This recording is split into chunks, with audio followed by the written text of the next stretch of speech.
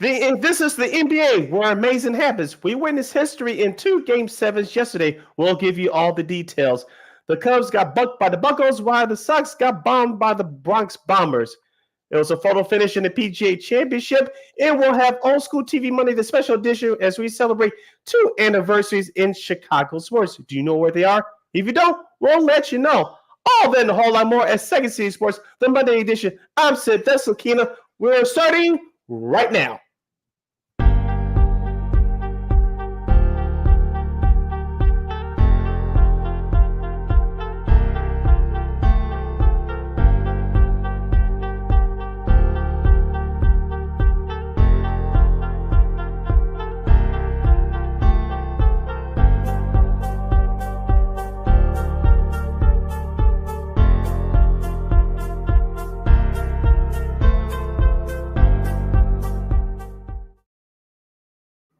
Welcome to another fun-filled Monday edition of Second City Sports. We're live in the living color right here on Sports Zone Chicago, along with Mr. Kim McGee, which is she. I am Sydney Brown. Hey, that's me. You can follow yours truly on the Twitter, X, and the IG at SidKid80. Once again, it's SidKid80. That's SIDKID80. That's SIDKID80. You can follow my Kim McGee on the Twitter, X at Q and the IG. Make sure you download the Sports Zone Chicago app wherever you get your apps. Please follow Sports Zone Chicago on all social media platforms on Facebook, Twitter, X, Instagram, and YouTube. Please subscribe to our podcast. We are located at War Media Podcast. That's WARR Media, PODCASTS. We are on all podcast platforms, including the iHeartRadio app. And while you're at it, please give War Media a follow at WARR Media on all social media platforms, Facebook, Twitter, X, Instagram, and YouTube. And thank you very much in advance for your support. Like, share, subscribe, and tell your friends. We are unapologetically fun, and we have very definite opinions. If you have any definite opinions during our 2-hour extravaganza we call a Sports Talk Radio Show, you can always find us at Sports Zone Chicago's Facebook page or at Sports Zone Chicago on YouTube. Type in those questions or comments in the comments section. Lakina will get them up on the screen for you. But you decide to troll and do something silly, dumb, or stupid, I'll give Lakina full powers to give you fools to be a be a boot. Toodles. But before we begin, we must remind you can catch Sports Zone Chicago live in the color, not now, but right now on Roku TV. That's right. So celebrate the squad and get with the program. Sports Zone Chicago is now available on Roku TV. If you already have a Roku television, tap on that sports folder and download that Sports Zone Chicago app. If you don't have a Roku television, but you have some handheld devices laying around, iPhone, iPad, iTouch, your Chromebook, or your PC, or your Android, just head up to Google Play Store, download that Roku TV app, and access Sports Zone Chicago through that avenue. So, no more excuses. Celebrate the squad and get with the program. Sports Zone Chicago is now available on Roku TV. 24 hours a day, 7 days a week, 365 days a year. Live and on demand. Anytime, anywhere. And you know we will provide. And we'll be providing you with some of the best here on Second City Sports. As of course, we've got some, an American golfer finally breaks through and wins his first major down in Louisville. Also, too, we got a very close finish in the Preakness as well, just outside Baltimore. We also have, of course, historic Game 7s in the NBA Finals, Conference Finals, I should say, as we preview those, as well as Conference Finals in the Stanley Cup. Excuse me. And 2 for the price of 1 in a special edition of Old School TV Monday. And so much more. But Sid, first, let's talk a little baseball. As the Cubs lose a tough one, losing 3 out of 4 to the Pirates. Boo.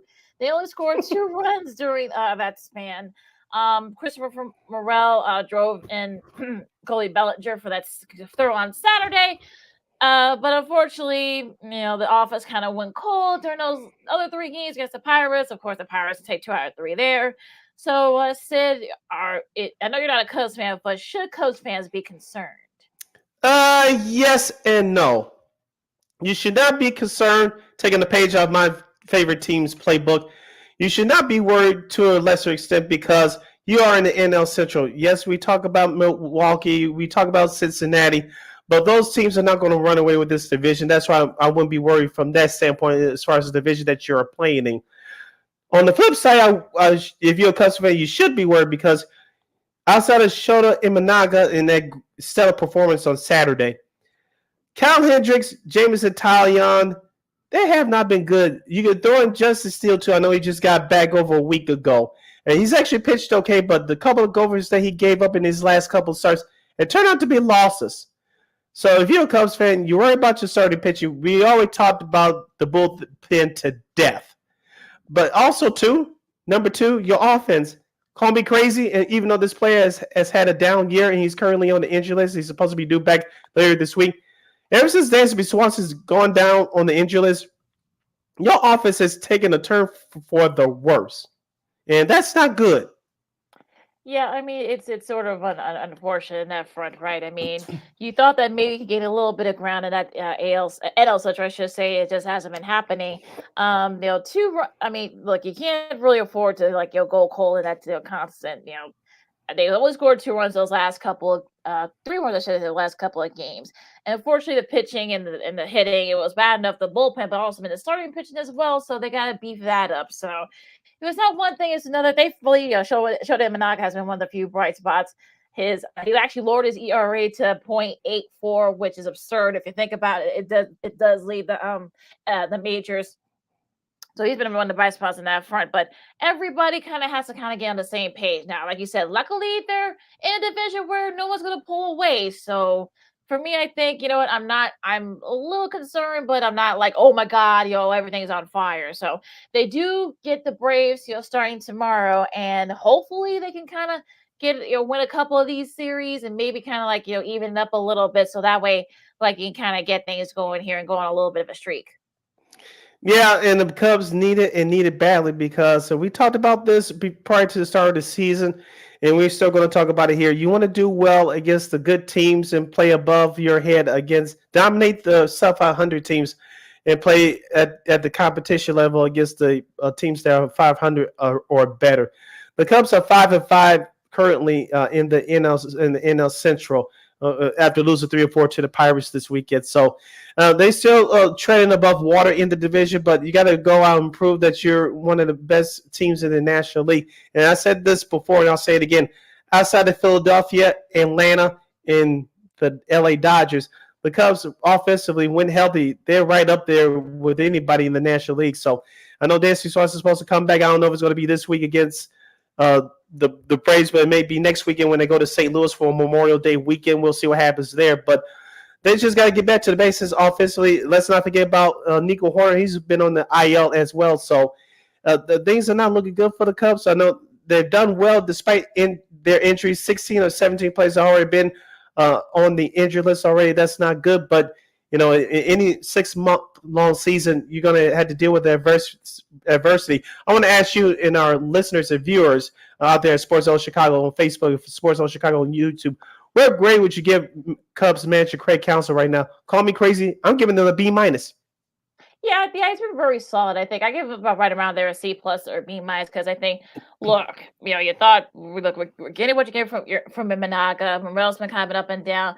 Everyone else has to step up. I mean, I know Nico Horner that he should be back for this Braves series, so maybe he can give a spark as well. Ian Happ has to step up. I know Bellinger's I know he's without his buddy, so hopefully maybe when he comes back, they can get things going on the offensive side for the Cubs. So I give Counsell a solid C+. I mean, yeah, that bullpen's got to be his kryptonite if he doesn't get that together. They'll get that together. So, but yeah, so far so good. You're still right there with the second distance. I think Milwaukee's probably one of the most surprising teams in baseball right now. I don't think they're going to hang on, but we'll see. But yeah, I think that's a quick I would give Mr. Counsell at this point. You're listening to Second City Sports on Sports Zone Chicago, the Monday edition. Sailor Keenan here with you, talking Chicago Cubs baseball. If you have any questions or comments about the Northsiders, you can go to Sports Zone Chicago's Facebook page or Sports Zone Chicago on YouTube. Type in questions or comments, and Lakina will get them up on the screen for you. Lakina, issue number 2 for the Chicago Cubs. Outside of injuries, Cal Hendricks, we talked about him. What is the rope and how many chances will he have before whether they flat out cut him or demote him to the bullpen or what have you? Friday, when our show was going on, he was making his start against the Pirates, and it did not go well. 4 2/3 innings, 11 hits, giving up 7 runs, giving up, and he did not look good. I know he's going to make his start during this Braves series this week. Is this his last start in the Cubs uniform? Do you give him another start after that? Are you on a game-to-game basis with him? Or what would you do if you were sitting in Craig Counsell's seat? I would try to put him in the bullpen. I don't think I wouldn't DFA him. I know that maybe that's more of an emotional part in my end, but I think at this point you kind of have to try something. Like the starting thing is not gonna work. Maybe he'll find his niche there. I mean, look, we've seen guys go to the bullpen and actually end up having getting their careers extended. So I don't want to. I don't want to pull the plug on Hendricks just yet. Yeah, I know some Cubs fans I've heard various spots. Hey, DFA him, get him out of here. But I just don't think. I think he's still the stuff's still there. I just think he needs to kind of maybe he needs to look. You tried demoting him to AAA. It didn't work. So maybe go to the bullpen. Maybe that'll help because you definitely need it. So I would say like try him in the bullpen. Go try for a few weeks, see how it goes. If he still hasn't got it together, then maybe you can you might have to cut him. I think you have no choice but to demote to the bullpen because of Justice Steele is back. You're going to get a couple of other guys back coming off the injury list. And look what's happening we talked about this with Mick Gillespie over a week or so ago from Cubs baseball channel on YouTube. Ben Brown has been impressive. Hayden Wesneski has been outstanding coming out of that bullpen. You could try one or both of those guys out into the back end of the starting rotation and take Hendricks' spot. And if that's the case, you have no choice but to put Hendricks in the bullpen. And then if his poor performances continues, then you cut him. So the Cubs do have options here, but some fans may not like it. But if you're Craig Counsell, you got to do what's best for the team, not for everybody else. You cannot make everybody happy, especially in professional sports. Right. So hopefully the Cubs can figure it out. I mean, they got, like I said, they're off today. They got the Braves starting tomorrow, so hopefully can kind of get things going here now. We still got a couple more minutes left. So we'll get to the White Sox and the rest of MLB after the break. But what do you think the Cubs got to do to kind of get back into it? Because I think, like I said, the Brewers are up by 2 games as we're recording this, and I think you just have to kind of like wonder like what can the Cubs do to kind of give themselves a little bit of a spark. Well, somebody else got to step up in that starting rotation to give Shota Imanaga some help. It can't be just Imanaga pitching for 7 or 8 shutout innings and everybody else to just stand by and watch, and hopefully they can just tread on water. That's not going to work. Offensively, whoever's in that lineup, they got to be smart and take pitches, and instead of going for the 3-1 home run all the time, just play your game. Take the extra base hit. Take the extra base. Almost say play Ozzie Guillen ball, smart ball, hit and run baseball. I know it's a power hitting team, but they have some good runners on the base paths. We talk about Christopher Morel, who's having a nice year. I know Nick Madrigal, he's not an everyday player, but he can give you something in the later innings, especially as a defensive replacement. I know Patrick Wisdom's starting to get some playing time right now. So, just play your game. Don't overthink things and take what pitches coming to you offensively. If they can do that, I think they'll be fine. But someone else outside of Shota Imanaga has to step up in that starting rotation.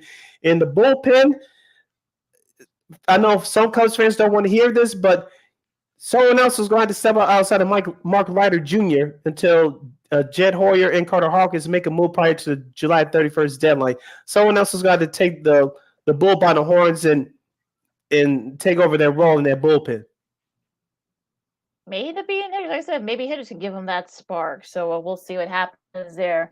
We got to take a really quick break. We're going to talk more baseball after this. The White Sox get a reality check against the Yankees, and Shohei hits a walk-off Shohei style, as they say, and so much more on the diamond. More time talk coming up next. Lakina McGee, Cindy Brown, Second City Sports on Sports of Chicago. More baseball talk coming up right after this. This year, my mom got me the perfect bag for back to school. These colorful binders help me stay organized. These headphones are just what I need for studying. These new sneakers are just what I need for the new year. This jacket is a real must-have. My parents got me the skateboard I wanted. It's pretty cool. These scissors really come in handy in art class. These colored pencils, too. These new socks, they can be a real lifesaver.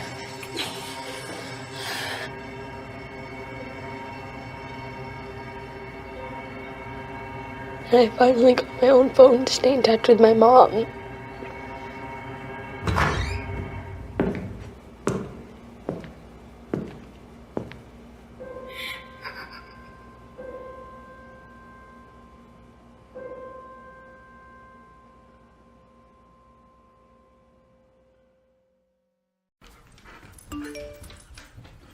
Trisha's having a sleepover tonight. Can I go? I wonder about Lucy's friends. What should I say? I know you're only 10, but one of these days a friend will offer you a drink. And alcohol at your age can lead to so many things. None of them good. So can I go to the sleepover? Lucy, I want you to promise me I something. finished my homework. Bigger promise. If there's any drinking, I want you to say, "No thanks, not my thing." Mom. I promise you, your real friends won't care. Deal? Sure. Really?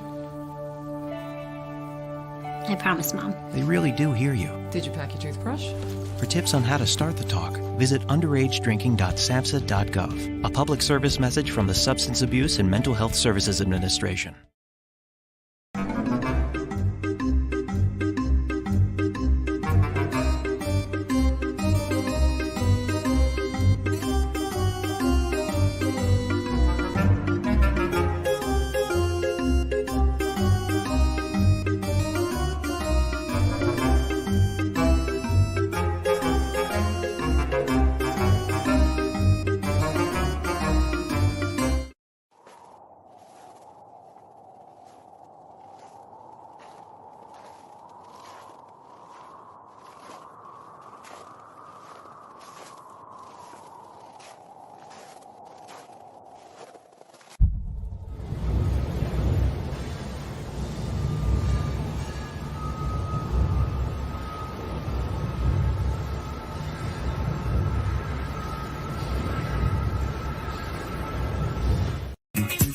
Hey, this is Dr. J, and I listen to Sean and Maya in the morning.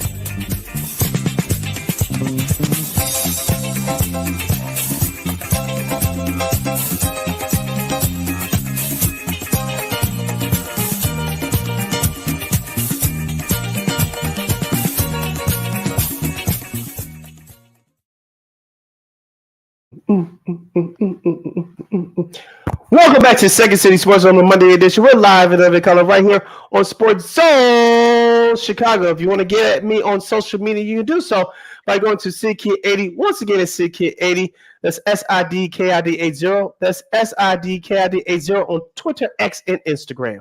You can find my Kingdom McGee on the Twitter, X, and Q's going to get in the IG. We have less than 85 minutes left of this extravaganza we call a Sports Talk Radio Show. If you have any questions or comments for us as we get into the White Sox and the rest of Major League Baseball, you can go to Sports Zone Chicago's Facebook page or Sports Zone Chicago on YouTube. Type in those questions and comments to the comment section. Look in and get them up on the screen for you. All right, so now speaking of the White Sox, unfortunately they got a little bit of a reality check against the now AL East division leading Yankees. They got swept. You think? Yeah, well, a little bit of how. Well, obviously, because I talked to you about some of that stuff I've been seeing from some of the folks at White Sox Twitter. I mean, look, Corey Lee. I mean, look, he had a good series. Look, I'll give him that. He had a couple RBIs and home runs. Corey Jokes, who they just called up, had a nice showing. He had his first home run, and he also robbed. I think was it Judge or was it Soto? He robbed one of them of a home run. So. He did get a little bit of a spark from the Sox, but it was too much Aaron Judge. It was too much, great pitching on their part. They got the Sox. I know the Sox have been on a roll lately, but they got a little bit of a not back into reality this weekend. Yeah, you think? Brad Keller, trash. Chris Flexen, trash. Mike Clevenger, trash. That's all you need to know about the White Sox starting pitching this weekend. Number 2, the Bronx Bombers out-hit the White Sox in terms of home runs, 8-1. Outside of that, the White Sox didn't show up emotionally. I did not expect them to win this series, but I thought they would have better effort in. But that's what happens when you have lack of talent and lack of competence as a manager. And then you have your TV announcer going after a former flagship radio station that broadcasted their games. I don't want to get into it too much here, but this is what happens when you're not a good baseball team. I know they've been on a good stretch for the last 2.5 weeks, but when you run up against a better team, this was what happens. Luis is 14 strikeouts. I think it's a career high for him on Mm-hmm. Saturday. Yeah, that was just I saw a little bit of that game. It was just brutal. So yeah, yeah. I mean, yeah. You're not. I'll say this about the White Sox. No, you're not historically bad, but you're nowhere near Yankees level yet. So I think that's probably another way to look at it as well. But I mean, you play Toronto. You could steal a couple of games in Toronto starting today. Actually, in about a little over an hour, like about an hour and a half from now. Mm-hmm. So you can kind of take advantage of that, I guess, if you're the White Sox. But yeah, you're not there yet. But I mean, like I said, Corey Lee, had a good, well, one of the few people who actually was produced for the White Sox. Joe's had a nice debut, so I guess that's a bright side. I guess maybe. Also, too, another bright side is Brian Ramos, the kid, the second baseman that got called up a couple weeks ago. I know he's been injured. He may return later this week. We'll see what happens there. But the White Sox are going through the tough schedule right now. You mentioned Toronto. They didn't have a good weekend. We'll tell you about it coming up. But you can steal a couple of games. Eric Fetty goes on the bump today for Chicago, followed by Garrett Crochet tomorrow. So the Sox can take one of these first two games. So this road trip wouldn't, quote unquote, hurt as bad. So we'll see what happens there. And a message to manager Pedro Grifol. Play Corey Lee every day. Maldonado is not your everyday catcher. Stop it. I digress. Yeah, exactly. So again, Toronto, they face Toronto, I should say, starting today, I should say. So yeah, it should be. So we'll talk more about the scheduling coming up. But the rest of baseball now, a really solid series between the Orioles and the Mariners. The Orioles take 2 out of 3, including great showing in the rubber match. Gunnar Henderson had his league-leading 15 home run, which sparked them to take the rubber match in that series. But I wouldn't mind a best of 7 between these two teams in the playoffs coming up in a few months. I see why. And did you check out the catch by Julio Rodriguez last Friday in the series opener? That's what he does best for us. So that's why he got that big money after his rookie year over a year plus ago. We talked about Baltimore's hitters. You know them by now, but I want to talk about their pitching.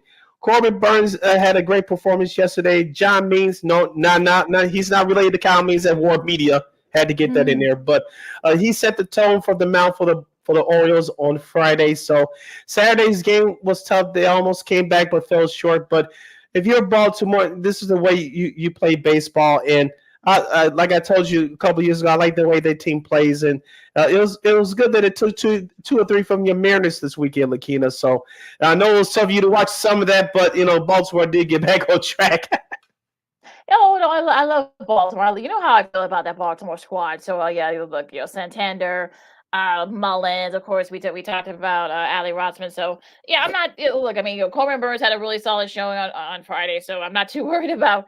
It was going to be tough, but they 2 out of 3 would. If the Mariners had 1, 2 out of 3 in Baltimore, I mean, that would have been like a huge, not a huge upset, but a minor upset. But yeah, look, they play well, so that's all you can ask for now. The Blue Jays, boo.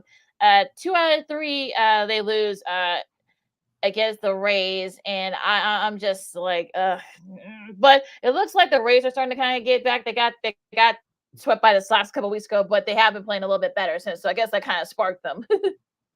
Yeah, also too, Toronto, even though they lost in last Saturday in the start by Kevin Gossman, he pitched okay, but Alex Manoah, for the first time in 2 years, gets a victory. We talked about him last week in his last start.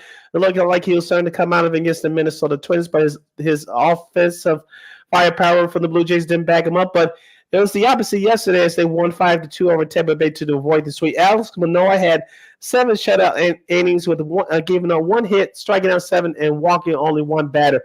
This is his first victory, as I mentioned, in 2 years. He was demoted to rookie ball last year. And we talked about Toronto's starting pitching over the last couple of years. Looking at the need to support that offense. They got it yesterday for Mr. Manoah. Yeah, probably it's best we've seen him in those 2 years. Hopefully, it can get a little bit of a spark for Toronto. We'll see, but yeah, I mean the Rays getting back on track. I mean that's always a good thing. So we'll see if they can kind of they can keep it up. Now the Red Sox. They lose a couple, losing 2 out of 3. I should say the Cardinals. They did get 11-3 win yesterday, so that definitely keep them from getting swept. Now going into the AL Central, the Guardians, much to Sid's chagrin, they did sweep the Twins. So it looks like they had a little bit of a small deal. They lost 2 out of 3 to they split their series with White Sox, I should say, last week. But they did, they looks like they are starting to get back on track. I'm talking about the Guardians, so they might sweep in the Twins because they were really right there right before their meeting starting on Friday. But they did get the best of them this weekend. The Minnesota Twins are a bunch of frauds. I love it. And number 2, the Cleveland Guardians are getting it done offensively. Even though they're missing Stephen Kwan, who's one of the best, he's one of the best leadoff hitters in Major League Baseball. They're getting it done. And can you say that Jose Ramirez, the switch hitter, he's not the top candidate for AL MVP right now, even though we're a quarter of the way through the season? Oh, yeah, you definitely put him right up there. I think he can. I think you should definitely put him up there in the discussion. So that's how Cleveland is getting it done right now. And I know we'll talk about Detroit in just a minute, but I still believe that at the end of the day, it's going to be a 2-team race between Cleveland and Detroit in the AL Central.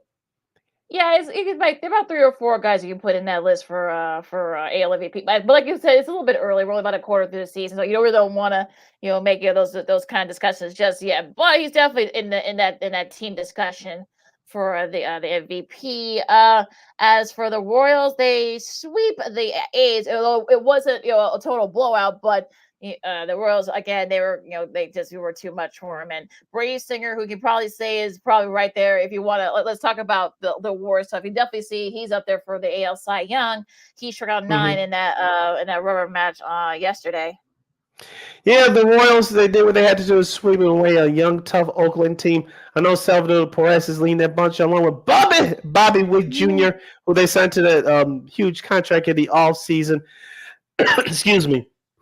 But I want to see how Kansas City plays against the better teams like your Yankees and Cleveland and Houston. Shout out to our guy Brandon Shutson in the chat. I know the part of the Houston area is going through with the power outages right now. Hopefully everybody stays safe. But you guys over down in Houston, yeah. Yeah, excuse me. But I want to see how Kansas City holds up against the better competition.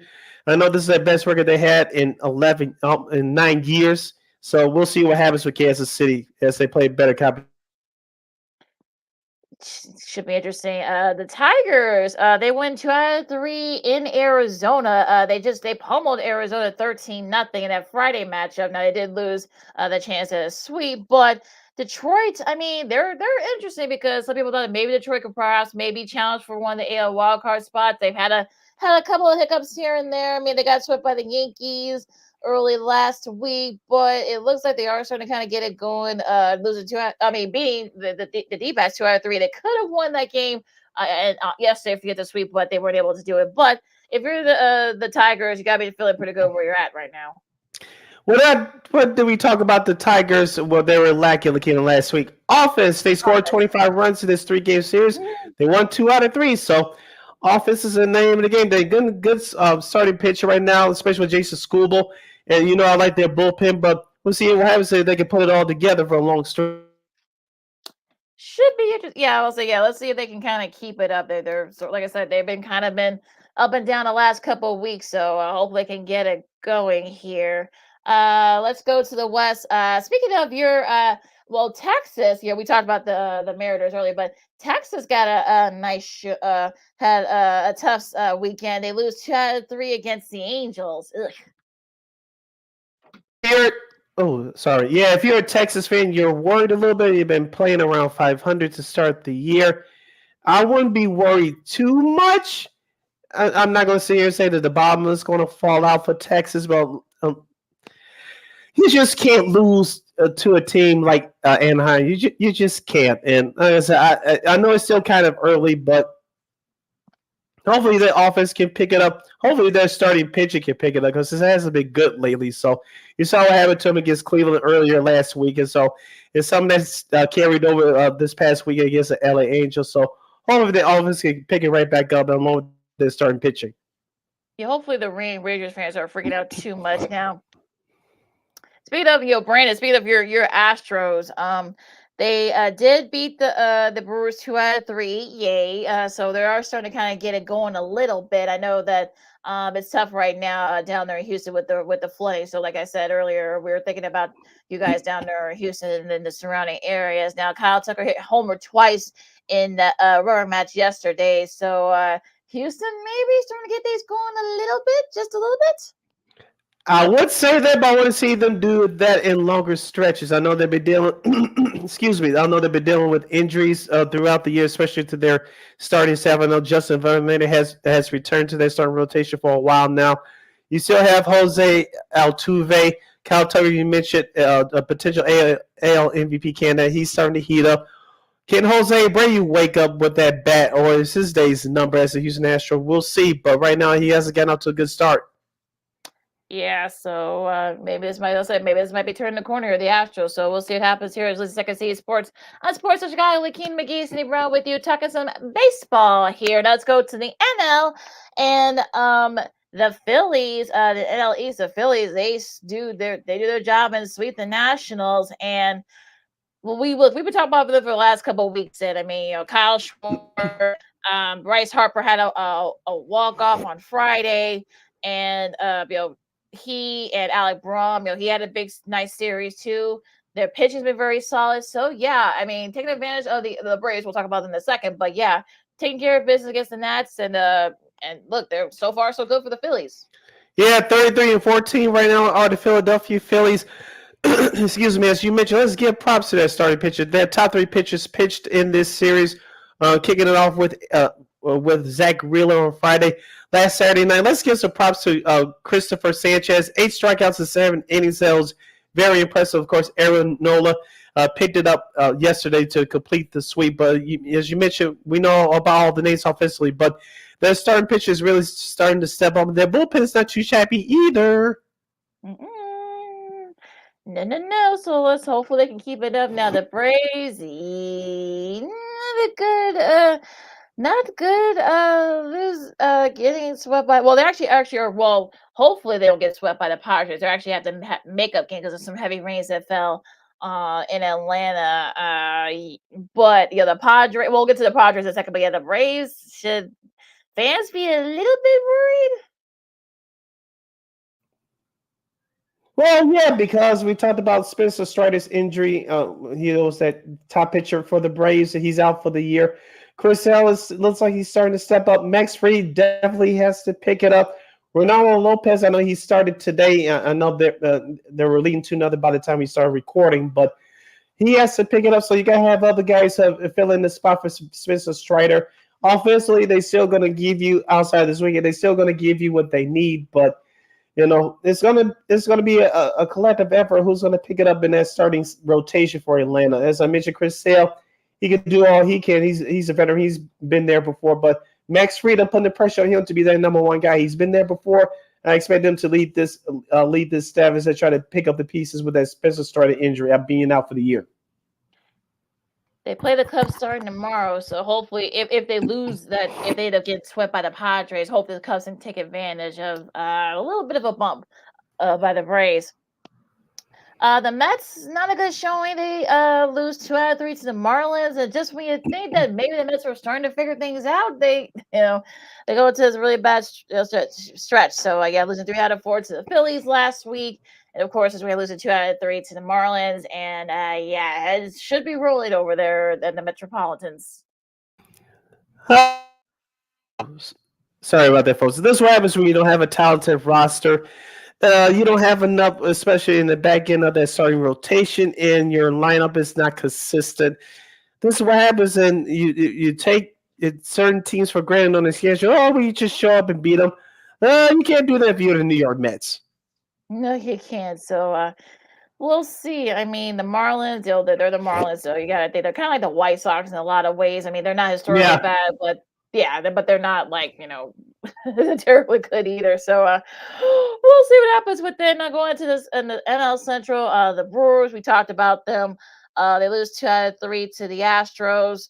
So the only good news for the Cubs is that they're not pulling away from division either. So we'll see if they can kind of if they can kind of be right there, that they don't go like fall on the wayside. So we'll see. But like I said, I'm not a believer in the Brewers just yet. I mean, if by the end of June they're still leading in the NL Central by 2 or 3 games, and I'll take them seriously. But right now, I'm just like, oh, okay.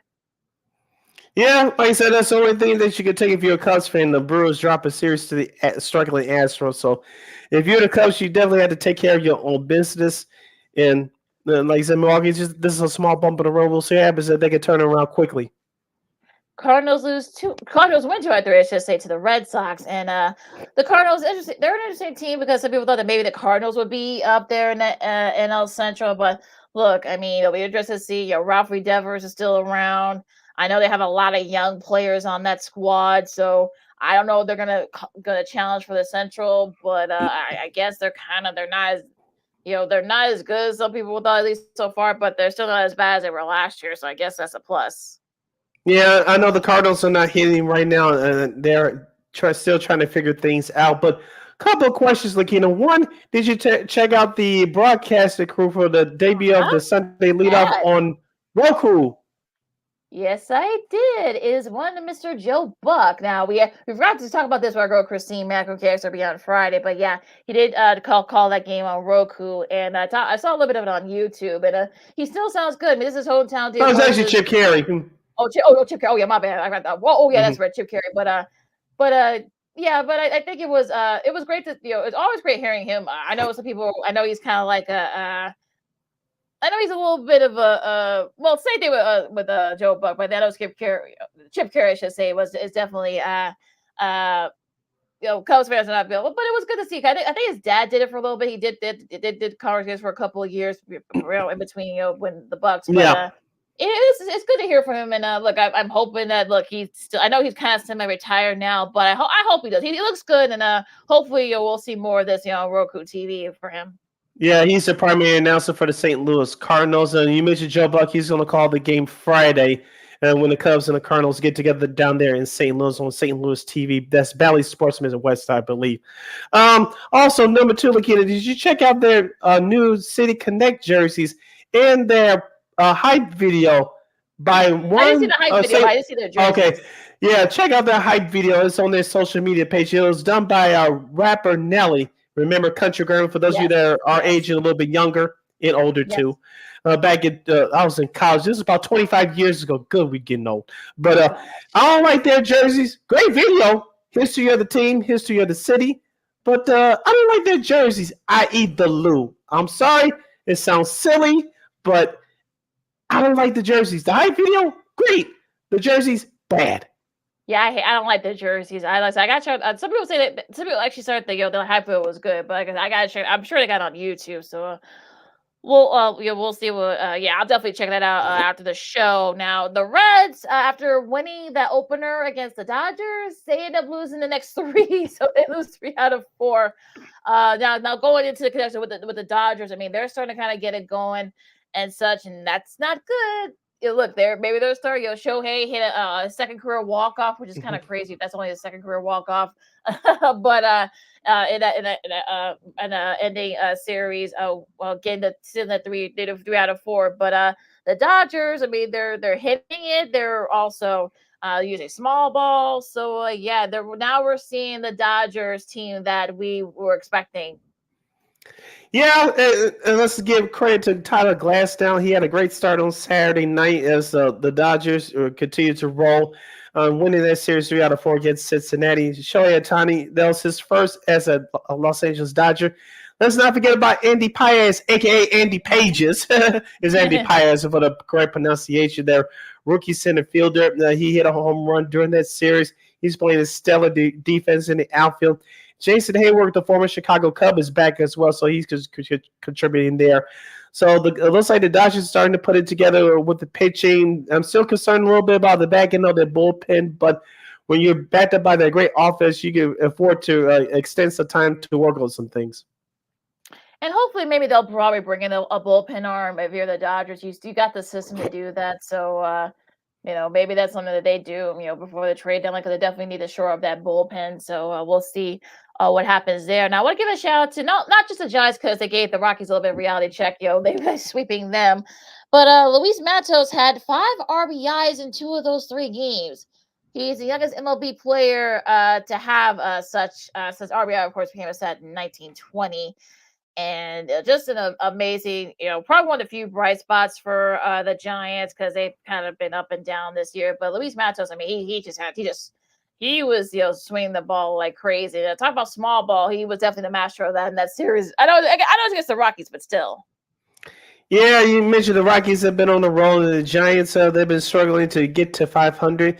As we said before with some of these other teams, if you want to stay at 500 and climb back to 500, you got to beat the teams that are below the 500 mark. The Giants, I know they're usually about pitching and defense, and they showed that this weekend, and we'll see if they can sustain this for a longer stretch. I still don't believe they're going to get to the Dodgers level or even the Padres level as far as being those top teams in the NL West, but they can give you a problem if you get caught napping on the wrong day. Yeah, definitely. So they could give some of these contending teams fits. So not an easy win for if you're playing the Giants. Let's go to the schedule. Sid, of course, San Diego and Atlanta, they're finishing up their series. They had to do a doubleheader because they had to postpone tries because of all the heavy rain that hit that area. So, but it's all clear up, so they should be able to get both these games in today. Of course, with the White Sox, they host Toronto. This afternoon. This should be an interesting one here, and I know Mets and the Guardians. I can't talk today. I'm like Sid. I can't talk today either for some reason. Milwaukee and Miami. Miami's been a little bit of a roll lately, so we'll see if they can give Milwaukee fits. Minnesota and the Nationals. They kick off their series. Boston and Tampa Bay, 2 teams in the AL East trying to keep pace with the Yankees and the Orioles. And Seattle and the Yankees. Now, I wouldn't mind this one as another potential playoff preview. Yeah, Aaron Judge versus Julio Rodriguez. We'll see what happens there in their series. Wrapping up the schedule for today and for the week. The Tigers will visit Kansas City. Baltimore and St. Louis will do battle down there in St. Louis. Goofy. The Angels will face the Houston Astros. Shout out to our guy Brendan Schutz in the chat. And the Arizona Diamondbacks will do battle for the first time, I believe, this year against the Los Angeles Dodgers. Other series that are starting tomorrow. Of course, you're looking to mention you got the Braves and the Cubs in Chicago, the Tigers and the Royals. The Rockies will visit Oakland to take on the A's. And let's see, and the San Diego Padres will continue the East Coast road trip. They'll visit the Cincinnati Reds, and the Giants will continue their East Coast road trip. Rather, they'll face the Pittsburgh Pirates. And the Rangers will visit the fields. This should be an entertaining series. Very entertaining. I would say take the over on those games. Your nationally televised games, you got Detroit and Kansas City. The first game of that series will be at 6:40 today on FS1. The first game of that Braves Cubs series will be on TBS. Though I don't think Chicago people, you're not going to be able to watch it. So you might have to go. Nor Atlanta either. Yeah, exactly. So and I guess that's it for the nationally televised games. That's your schedule for this week in the MLB. Hour number 1 in the books. Hour number 2 just around the corner is you're listening to the Monday edition of Second City Sports right here on Sports Zone Chicago. The NBA, where amazing happens. We witnessed history yesterday. We'll tell you all about it. And we'll get into that hockey and that Stanley Cup Playoffs. We'll have another Game 7 on deck for tonight. We'll have some sports media news, some nuggets, and we'll have a special edition of Old School TV Monday. That, as you think and stay, you're listening to Second City Sports right here on Sports Zone Chicago. No, I don't know, though. I'm scared. I mean, you're so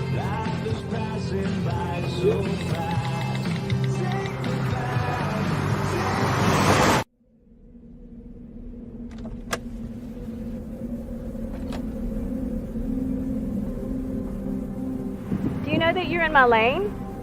No, not at all. Are you not paying attention? Are you texting? I was just checking in with my mom. I was telling her that I thought we'd be home by 6. It's okay. There's enough time. Just pay attention. I'm not even halfway through my text. There's no way. I'm not even going to look up. My babies are in the car. You have to pay attention. It's just supposed to be a quick text. I'm so sorry.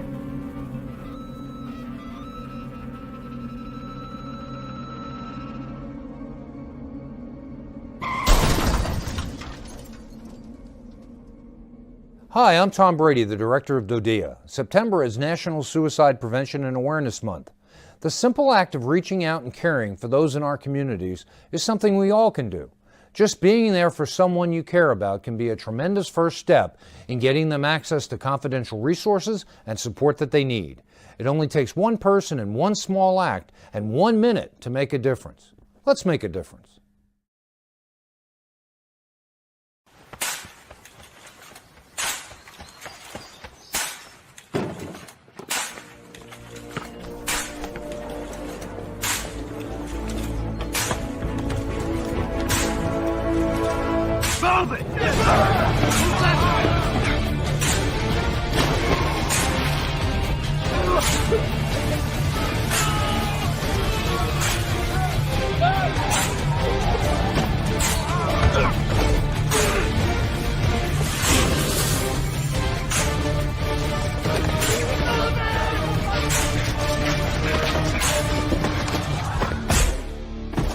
Many will hear the calling.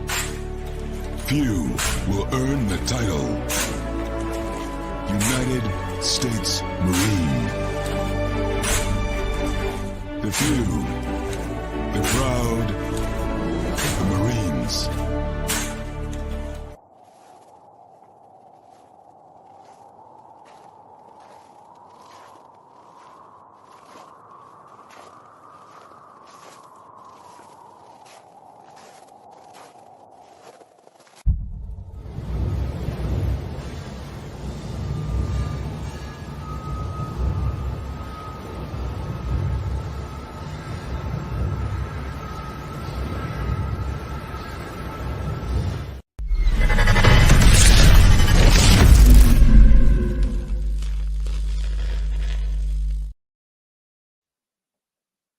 Welcome back to hour number 2 of Second City Sports, the Monday edition. We're live in living color right here on Sports Zone Chicago. I'm Sid, that's Lakina. You can follow yours truly on the Twitter, X, and the IG at SidKid80. Once again, it's SidKid80. That's SIDKID80. That's SIDKID80. And you follow my Kingdom again on the Twitter, X, and Kids Grammy on the IG. We have less than 55 minutes left of this extravaganza we call a Sports Talk Radio Show. If you have any questions or comments for us as we roll into talking about the NBA playoffs and the 2-game series that took place yesterday, you can hit us up right now on Sports Zone Chicago's Facebook page or at Sports Zone Chicago on YouTube. Type in those questions or comments in the comment section. Lakina will get them up on the screen for you. And just a daily reminder, you can catch Sports Zone Chicago live in the living color right now on Roku TV.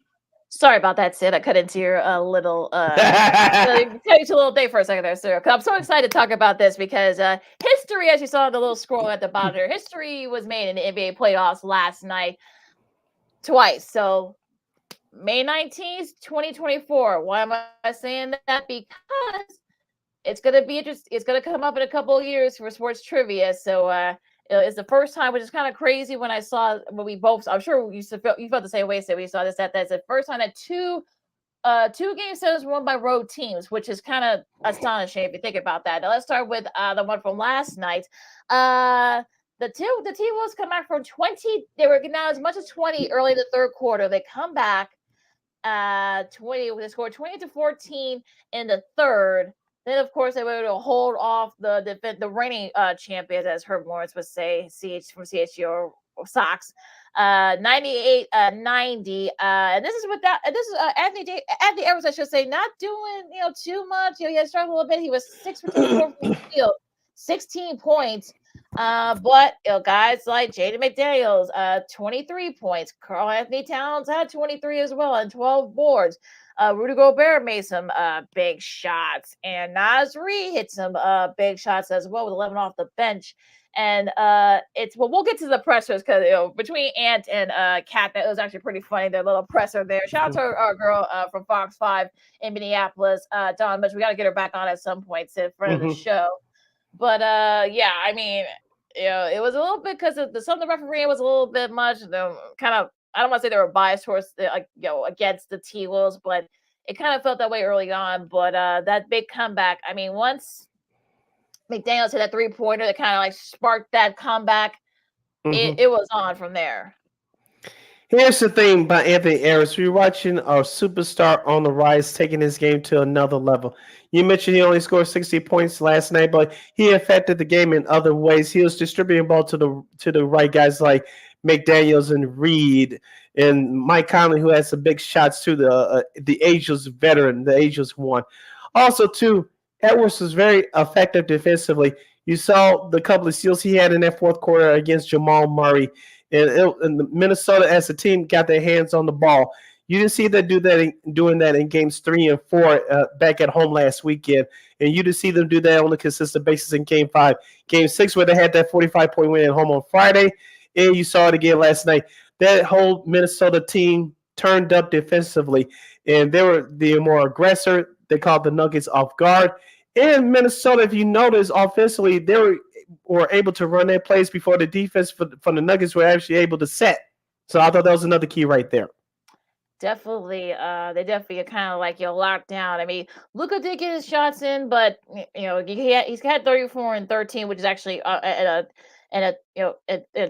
19, which is actually normal for him. And of course, Jamal Murray hit a couple big shots too, but no one else was a factor. Aaron Gordon wasn't a factor. Michael Porter Jr.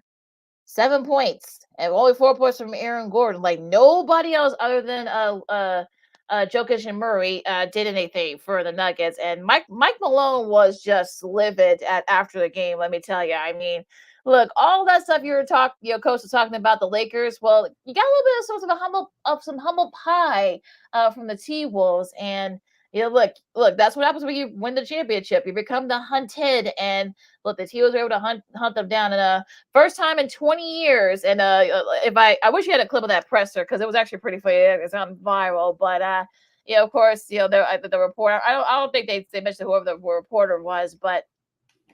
Well, that's that question. I mean, look, that God dang, as Kat would say, look, they've been losing for 20 years. They lost the last couple of years, so it's pretty funny how he put it. But I mean, the T-Wolves. I mean, we'll talk about their opponent in a second. But the T-Wolves kind of like showed that. Look, I mean, they're ready for that next step. Yeah, and give head coach Chris Finch all the credit in the world. And his coach, he said they've done a tremendous job all year. And we shouldn't be surprised that they are at this level in the Western Conference Finals. You mentioned for the first time since the Kevin Garnett-led team, him and Sam Cassell 20 years ago in the last days of Spreewell. But I digress. But on the flip side, was on that team too. I forgot about. Yes, he was. Yes, he was. Oh, yes, he was. Interesting. But for the Denver Nuggets, as you mentioned, they have a target on their back, and it's not your true character reveals itself when things are not going your way. And we saw that, unfortunately, at the presser last night. And actually, like Mike Malone personally, I know he lost his dad last year, but outside of that, that was not a good showing for him in that presser last night, dropping a couple of expletives and not answering the question.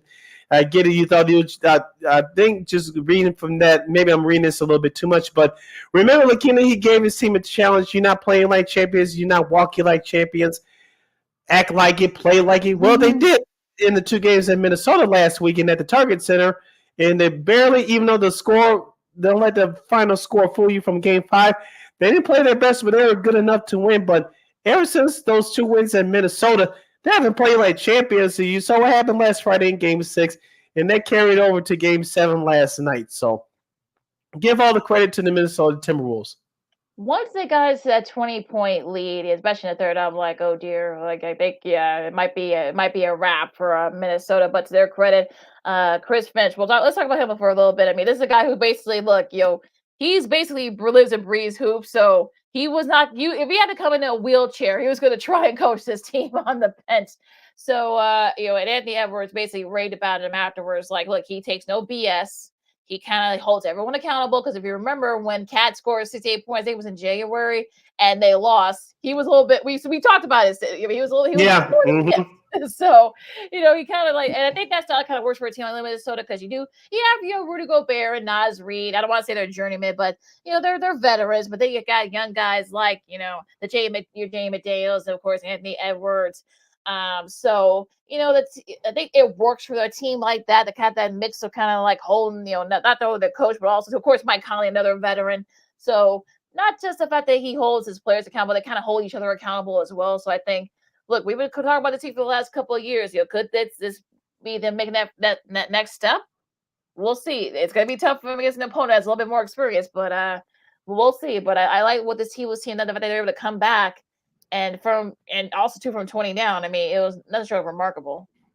As we say all the time, your players take the personality from your head coach, and that's where we're looking at right now with the Minnesota Timberwolves. And it shouldn't be a surprise why they're there in the Western Conference Finals for the first time in 20 years when you look deep into it. But we mentioned Anthony Edwards. He's not on the rise. He's here. So we've seen a maturation of him.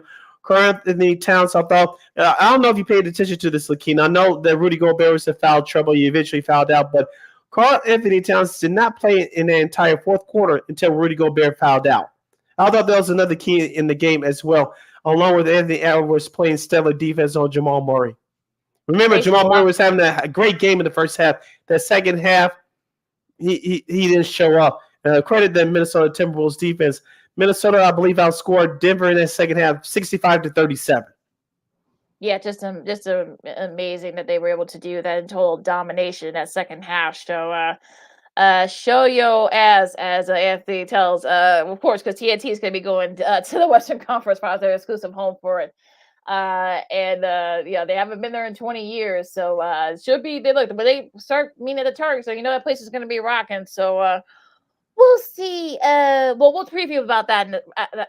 We'll preview that in the second City Sports. That's Sports in Chicago. Lakina McGee, Steve Brown with you. Now, the other Game 7 that where the road team won, the Pacers. The Pacers beat the Knicks. More dominant than the score indicated, but I know people will say that, well, the Knicks, they'll have an asterisk there because, look, Brunson ended up fracturing his hand. I'll get to that in a second because I have a little bit of a rant about that. But look, I mean, Halliburton, just a great showing by him, 26 points, 20 points each from Siakam, and Aaron Nesmith had a nice showing there, 20 points. Also, Nesmith had 19 points. Andrew Nimbrad, we've talked about him for a little bit. Didn't really talk about him too much, but you can say he's the key here. He had 19 points, 20 points. It was a career high for him. And it was a good, solid team win for the Pacers. They're going back to the Eastern Conference Finals. On the flip side for the Knicks, I mean, OJ Anunoby, he tried. He only scored 5 points. Jalen Brunson, before he got hurt, got 17 points.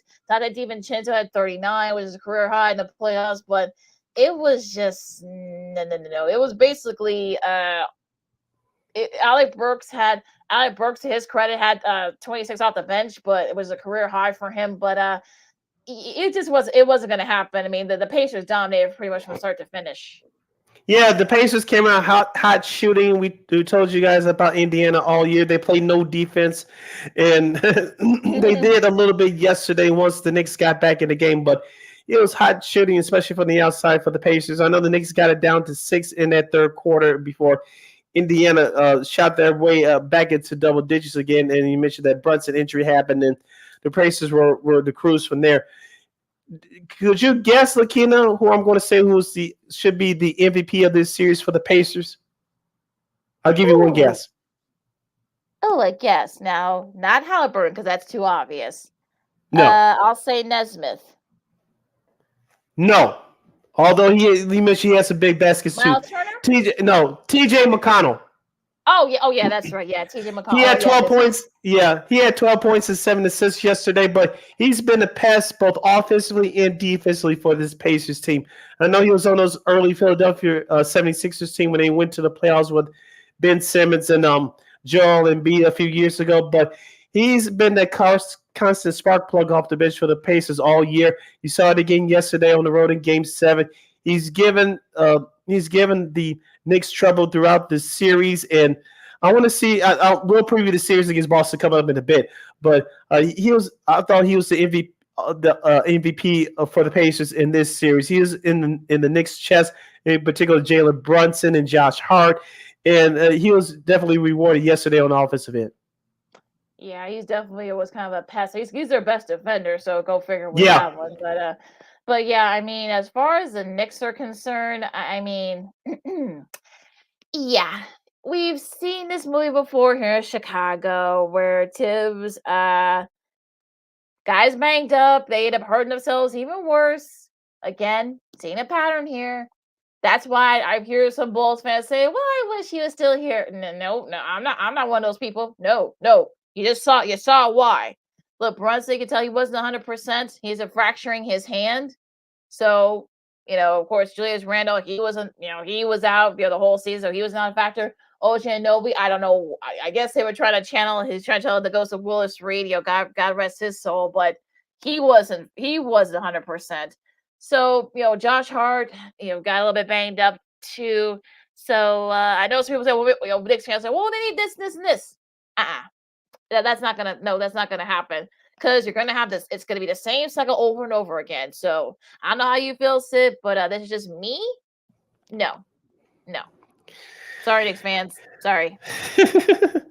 I was listening to one of the New York sports radio stations this morning, a few hours ago, getting ready for this show, and the conversation of Tibbs was brought up again yesterday, and one of the midday hosts was trying to spin it as, yes, it's something what happened yesterday, but you got to give the Knicks credit for battling the Pacers in this series. And the other co-host said this should be viewed as a disappointment only because you had the chance to wrap up this series, which I kind of agree with this other co-host. And I'm going to say this now. I'm going to bring this up to you along with our listeners and viewers, Lakina. The Knicks had a chance, even though they were up 2-0 in this series, they had a chance to put their stop on this series in Game 3. Jalen Brunson came up short. A couple players came up short at the end, and that led the Pacers back into this series. I know you want to talk about, Game 5, the Knicks dominated. But you could tell that the Pacers, they still had something there, and obviously they didn't give up. They won the last 2 games of that series. The Knicks had their chance to take the series by the throat in Game 3 before they got their asses blasted in Game 4. They didn't do it. And before the injuries and before what happened to Jalen Brunson yesterday happened, you should have taken care of business in Game 3 at Indy. They didn't. This is what happens. I would counter that by saying that we've seen. That's why I'm doing this little emoji here. We've seen this movie before in Chicago, so I don't know if that would have worked. I don't know. Look, I know some people say, "Well, because the Knicks were banged up, that's why Pacers were." Well, no, they were going to have problems with this Pacer team. They've had problems with them throughout the season. So to say that, no. It's going to be one of those things where, look, I mean, we'll never know if a healthy OG Anunoby, if Mitch Robinson, was healthy, if Jalen Brunson was 100%, we don't know. I mean, look, the cycle of you play hard, but you wear yourselves out by the playoffs. That's just like, again, I've seen this movie multiple times. You have too, Sid. So yeah, I don't buy this at all. But again, that's just me. I digress. Yeah, the Knicks fans are starting to find out right now. We'll see what Leon Rose and crew do with that Knicks front office this year. During the summer, will you trade Julius Randle? Would you get rid of Isaiah Hartenstein? I believe he's a free agent. Or would you get rid of Mitchell Robinson, who you gave that contract to before the start of this past season? So a lot of decisions have to be made by the New York Knicks front office staff. Will they start, quote-unquote, rebuilding? No. Will Tibbs get fired? No. So, like we said before, we've seen this movie before with Tibbs running his guys into the ground. I know they were short-handed, but you would think that he's going to have some conversations with the Knicks brass about how to handle players going forward and try to get ready for the playoffs. But Tibbs is not trying to hear that. So we'll see how this Knicks front office approaches this summer as they try to make moves to improve their team. Because we saw what happened to Milwaukee. We saw what happened to Philadelphia, which they beat in that first round. So the Knicks, they think they're right there. We'll see what kind of moves they have to make this summer. Oh, and speaking of comebacks, Sid, I mean, the Mavs came back. I think they were down by about 15 going into the fourth quarter. PJ Washington's clutch free throws sealed their win against the Thunder, winning that series. They're going back to the Western Conference Finals for the second straight year. If you're the Thunder, you're kicking yourself because you had your chance to try to force a Game 7. You weren't able to do it. And the Mavs, I mean, I think showed, the experience of it. With, of course, Luka had a triple-double. the first guy to do that in 3 straight games, which is kind of crazy if you think about that. Kyrie did his thing. Of course, PJ Washington has been a big pickup for them. He's kind of been sort of like that third guy. So yeah, I think the Mavs kind of shows you that they got a little bit of experience, and I think Jason Kidd has shown folks, yeah, he's actually a pretty good coach. Yeah, as we mentioned, the Dallas Mavericks also played great team defense as well. And I want to give a shout out to Derek Lively, the other spark plug for the Dallas Mavericks coming off the bench. I know he has a tremendous story. He lost his mother to cancer earlier this year, so he's playing with a heavy heart. He's been one of that blue collar guys coming off the bench this year. So watch out for him in this series coming up against Minnesota in this Western Conference Final. But we're going back to the game on Saturday. Luka, we know that he's playing hurt right now. He did his thing, but you had to go with Kyrie Irving with 22 points. His shooting wasn't perfect, but he did enough just to get by. Don't forget about Derrick Jones Jr. Remember, Bulls fans, he was doing it here in Chicago, but they didn't want to bring him back. But I digress. But he's making a huge difference right now. You talk about PJ Washington. I know his scoring didn't show up on Saturday, but his presence showed up, especially on the defensive end, grabbing 5 rebounds or so. This Dallas Mavericks team, they have the experience, they have the balance, and we'll see if it matches up against Minnesota, which we know that Minnesota is the top-rated defensive team statistically in the NBA this year.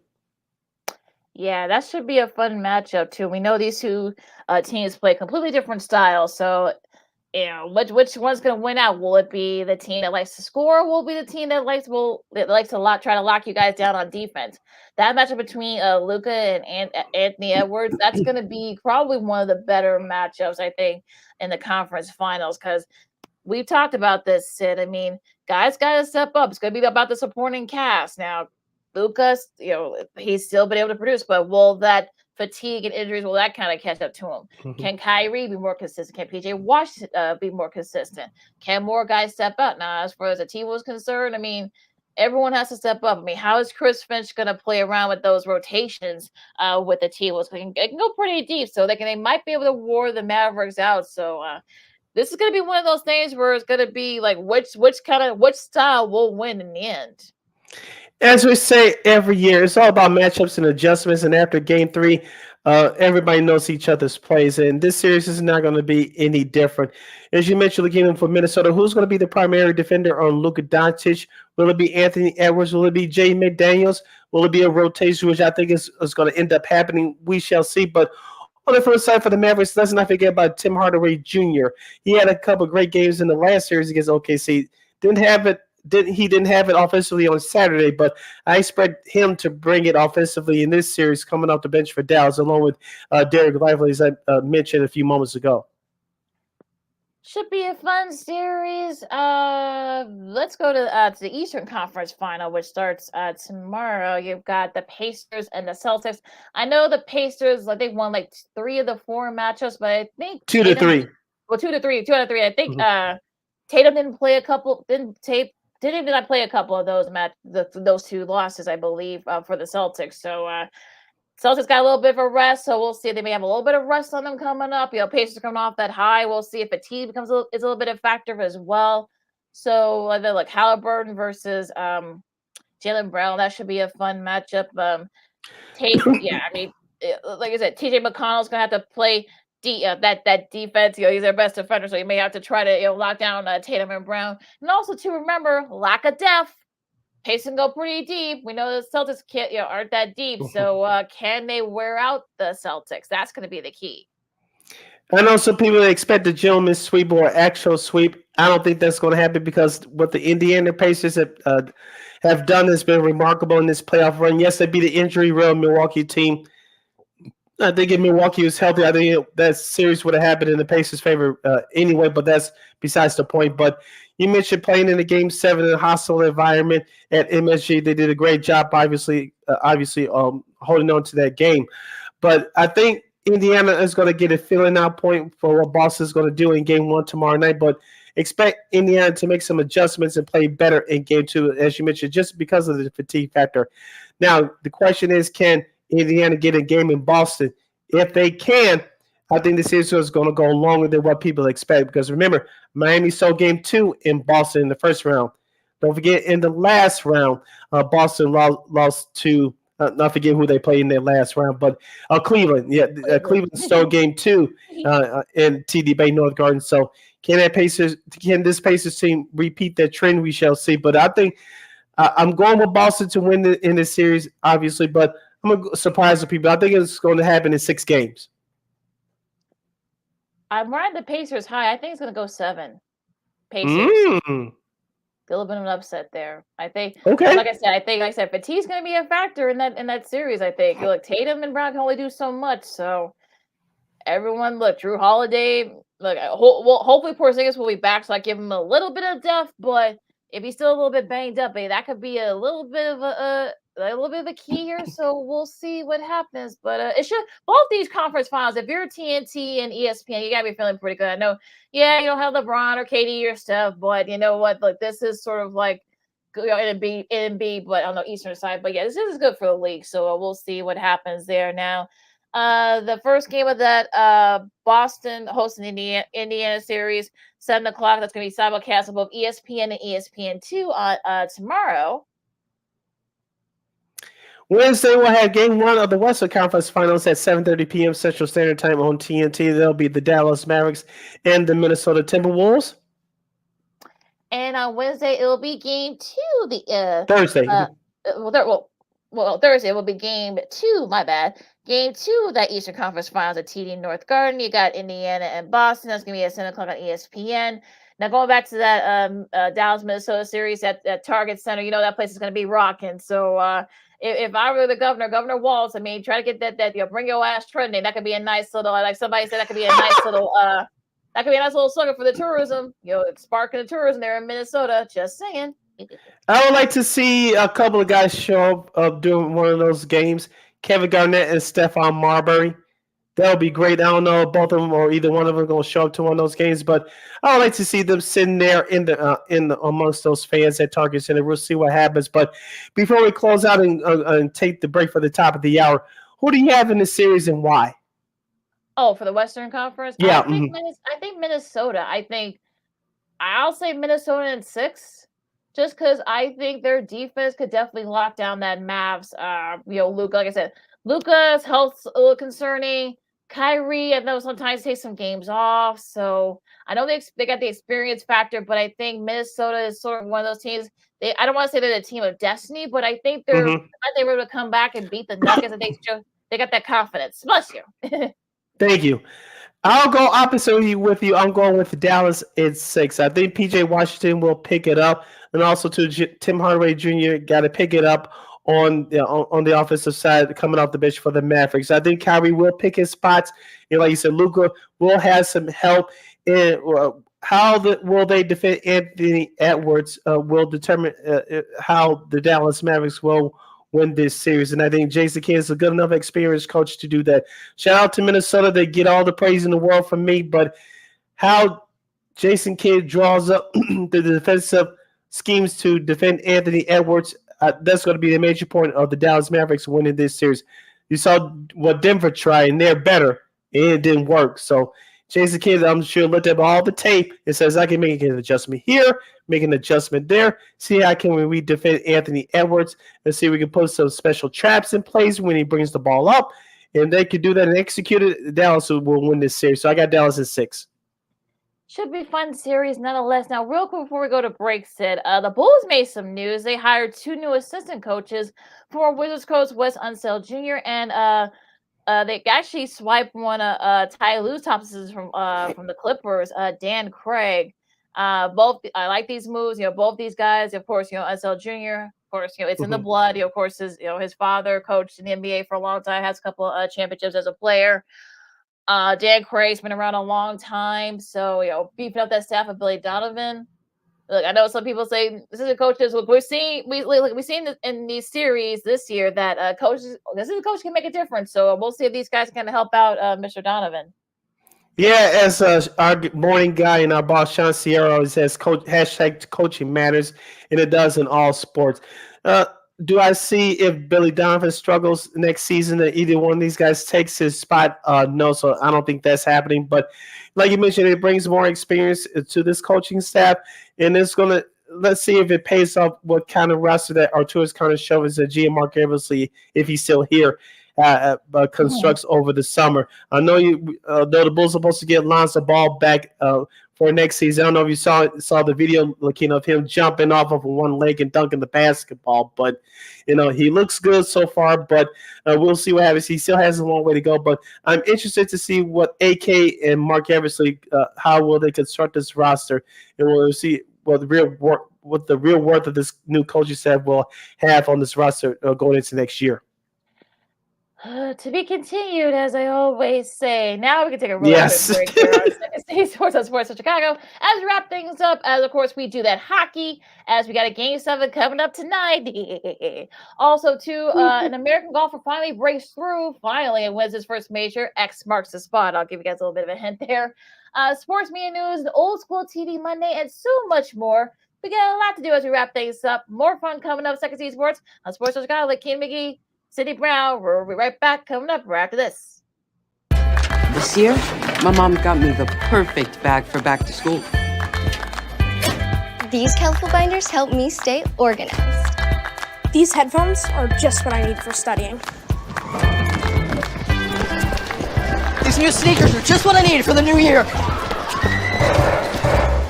This jacket is a real must-have. My parents got me the skateboard I wanted. It's pretty cool. These scissors really come in handy in art class. These colored pencils, too. These new socks, they can be a real lifesaver.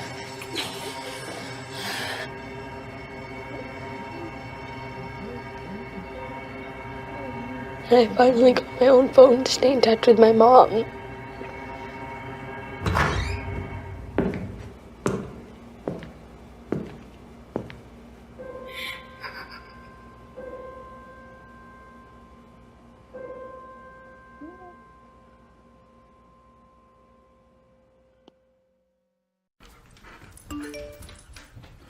Trisha's having a sleepover tonight. Can I go? I wonder about Lucy's friends. What should I say? I know you're only 10, but one of these days a friend will offer you a drink. And alcohol at your age can lead to so many things. None of them good. So can I go to the sleepover? Lucy, I want you to promise me I something. finished my homework. Bigger promise. If there's any drinking, I want you to say, "No thanks, not my thing." Mom. I promise you, your real friends won't care. Deal? Sure. Really? I promise, Mom. They really do hear you. Did you pack your toothbrush? For tips on how to start the talk, visit underagedrinking.samhsa.gov. A public service message from the Substance Abuse and Mental Health Services Administration.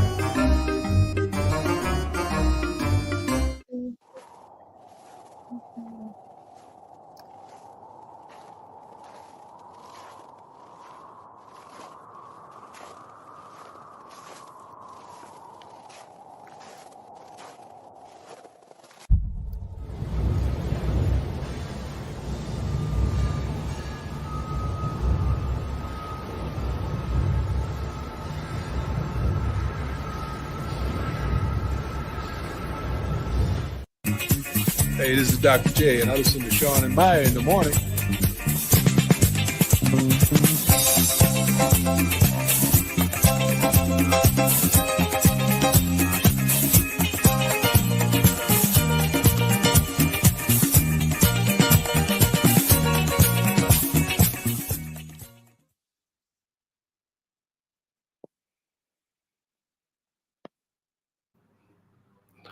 Welcome back to Second City Sports Zone Chicago, the Monday edition. We're live in the living color. And this is our last break of the show for today. So if you have any last minute questions or comments, you can go to Sports Zone Chicago's Facebook page or Sports Zone Chicago on YouTube. type in those questions or comments in the comment section. Lakina will get them up on the screen for you. If you want to follow yours truly on social media, you can do so on the Twitter, X, and the Instagram at SidKid80. Once again, at SidKid80. That's SIDKID80. SIDKID80. You can follow my Keena McGee on the Twitter, X, and Keena Skokie on the IG. All right, Lakina, we teased it going into the break. Let's do that hockey. We have a Game 7 tonight at 8 p.m. Central Standard Time on ESPN between the Edmonton Oilers and the Vancouver Canucks. Lakina, this has been a great series, offensive series at times. It's gone back and forth. It all comes down to the marbles tonight.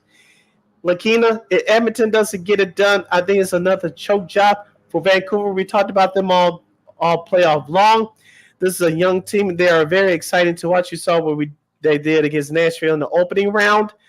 But this is with young teams like this, and when they're playing with so much confidence, I know the old saying is act like you've been there before, but these young kids don't care, and I love it personally. So Game 7 is all on line tonight. I'm going with Vancouver.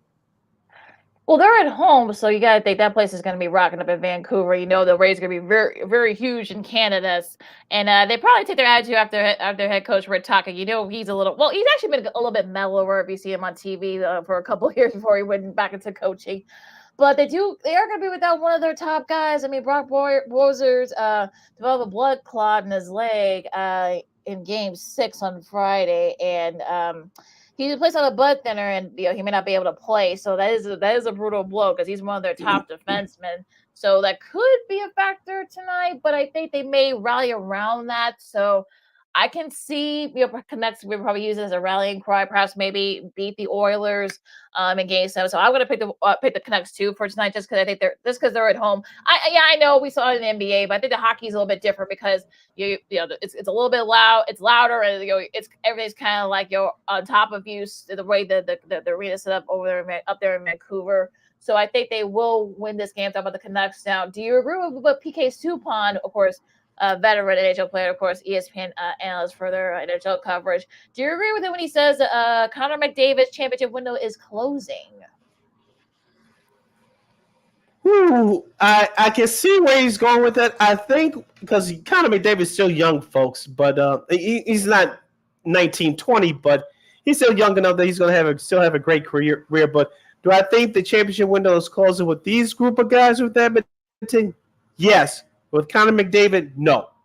But I think as an organization with the talent that they have around him, yes. That's why I say if they lose tonight, it's going to be a bigger disappointment than the last year. Yeah, and I think Edmonton fans are not going to be very happy if they lose this game tonight, especially against one of your country rivals in Vancouver. So should be a good one tonight. That'll be at 8:00 on ESPN. Now, let's preview the Eastern Conference final between the Panthers and the Rangers. Now, these two teams, I don't say they don't like each other. They actually have a lot of respect for one another. You've heard the pressers. They were praising everyone's praising the other team, and all that other good stuff. But so it's all going to come down to like speed and agility and goaltending for me, because both these teams can score, and it's going to come down to who can make that big defensive stop, especially on the net, at the back of the net, I should say. You mentioned goaltending. We have the best two goaltenders in the Eastern Conference. One for the Rangers and the other one, Sergei Grabowski, who's been there for a long time for the Florida Panthers. Also, too, I believe it's going to come down to physicality. I know Florida's not known for being a physical team. You saw that in the last round against the Boston Bruins. The Bruins did give them a couple of jabs in the first couple of games of this series, but Florida played their game, picked their spots to give a couple of physical jabs back, and they won that series. So I think it's going to come down to goaltending, physicality, and power play. Mm-hmm. Who can commit the most penalties? Who can commit the less penalties, I should say? And if you have that man advantage, who's going to take advantage of it? I think Florida can, at least from the power play department. But this is going to be a long, competitive, hard series. I'm going with the Rangers in 7. So you're going Rangers. Yeah, I'll pick the Rangers too. Like I said, I think. But I'm going with the Rangers here. If the Rangers can't get to the Stanley Cup final with this roster, I also I don't know what else can they do. This is their opportunity to go for it. So we'll see if they can do that. But yeah, I also have the Rangers at 7. Well, yeah, and 7, I think, look, these 2 teams, like I said, are mirror images of each other, so I think this won't be a sweep or a gentleman's sweep, but, yeah, they're gonna push each other to the breaking point. So I think the Rangers got just enough talent-wise to get them over the top finally and go back to the Stanley Cup final. And yeah, I think they're gonna win it. I think they're gonna win the series. I think.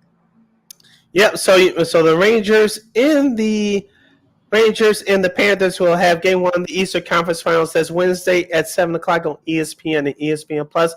Now the Dallas Stars are awaiting their opponent, i.e., Vancouver or Edmonton, because the Dallas Stars, they beat the Colorado Avalanche on the road last Friday night. I stayed up to watch the majority of that game. It was 2-1 in double overtime, thanks to the game winner from former Colorado Avalanche, Matt Duchene.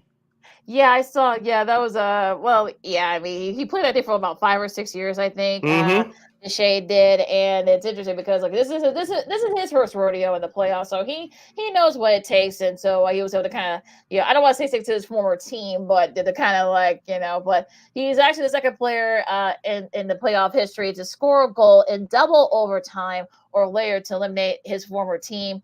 It was Lauren Card who did that all the way back in 1938. So for the then New York Americans and four overtimes to eliminate his former team, which were the Rangers. So the old Northern New York Americans.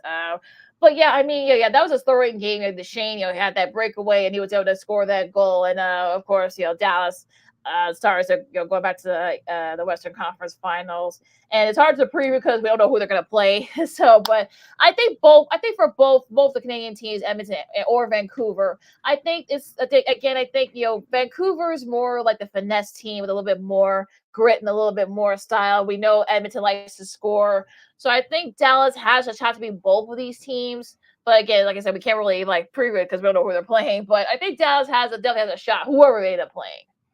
Let's give the Dallas Stars goaltender Ottinger credit. He's been stellar in that, and he was definitely outstanding once again in last Friday night in Denver for Game 6. You saw what he did in that first round, that 7-game Classic Series against Vegas, the representatives for the Western Conference in last year's Stanley Cup Final. You saw what he did in this, Ottinger did in this series, and he showed his true mettle in these last 2 games of this series against Colorado. So Ottinger, I'm not going to say he's the MVP of the Dallas Stars. You could definitely make that argument. But as we say all the time, especially at this time of year, you got to have great goaltending and, of course, it's some good luck to get to a Stanley Cup final. Well, and also I think the goaltending might be the key as well. So, standing on their heads, I think, as they say. So, it'll be interesting to see what happens here. Now, the start of that series, I believe, will be Thursday. That'll be, of course, the Western Conference Finals is on TNT. So that Dallas has home ice. So whether whoever is a player will have to go to Dallas. So that'll start at 7:30 on TNT on Thursday. All right, you're listening to Second City Sports on Sports Zone Chicago. Still, Lakina hanging out here with you as we take you through your Monday afternoon.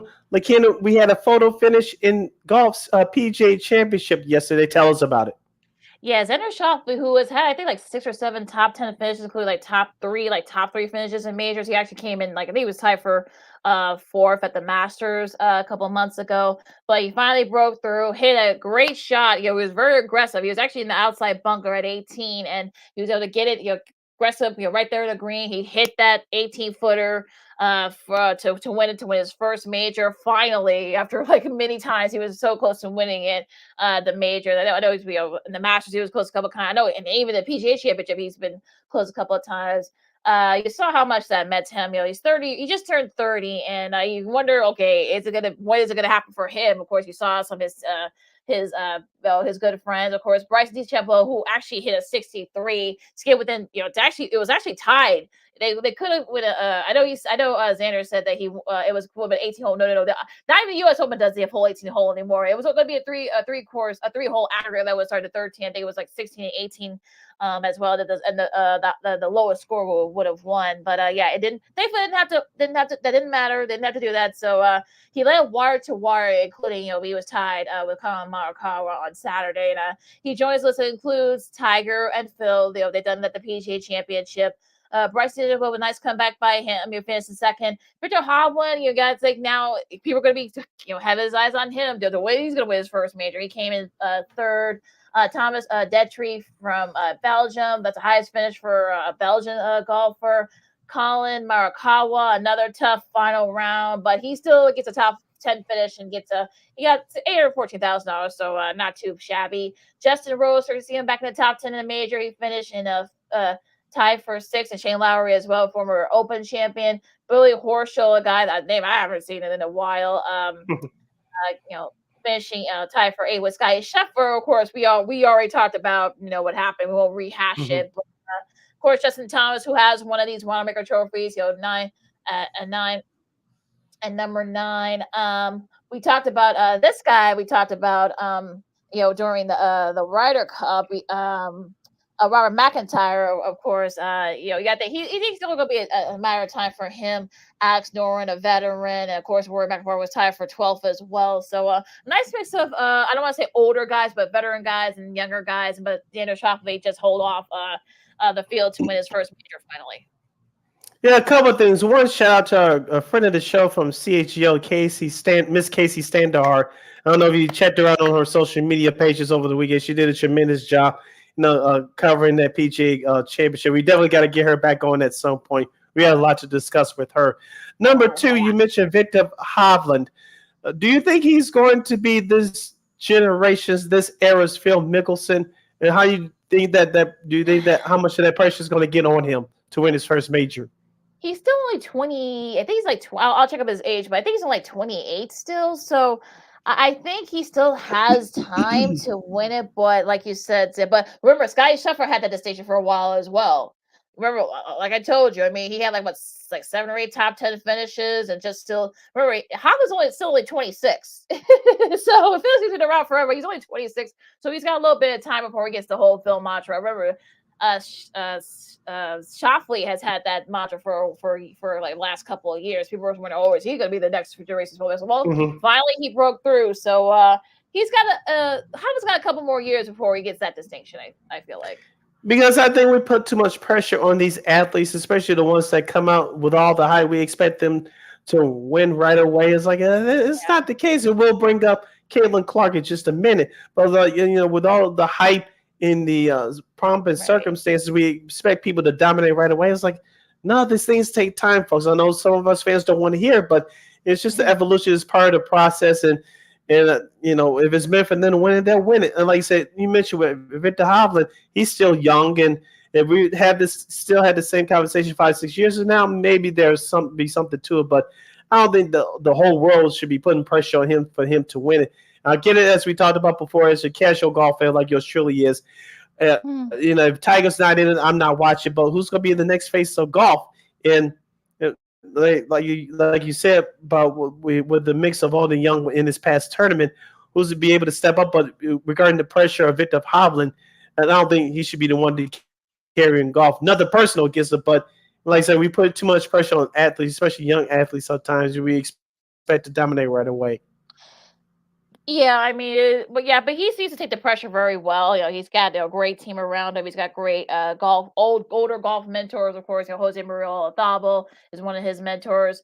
And plus, you got to wonder too. I mean, being from Norway, I mean, look, he's the first of its kind. So, I think I don't think they're putting the pressure on him just yet. But I think you kind of wonder, okay, when is it going to be his turn? But like I said, he's only 26. I know, like I say, he's been around forever. It feels like I know Christine was really hoping that he would win, of course, but I think she had Schauffle too, Xander Schauffle winning it. So good on her. But I mean, look, this is a guy that he seems very casual, very cool. So he's not feeling the pressure yet. Like I said, in about 5 years, he still hasn't won a major. Then okay, we'll do the whole Phil distinction. But I think he's got about another 5 years before we got to worry about that right now.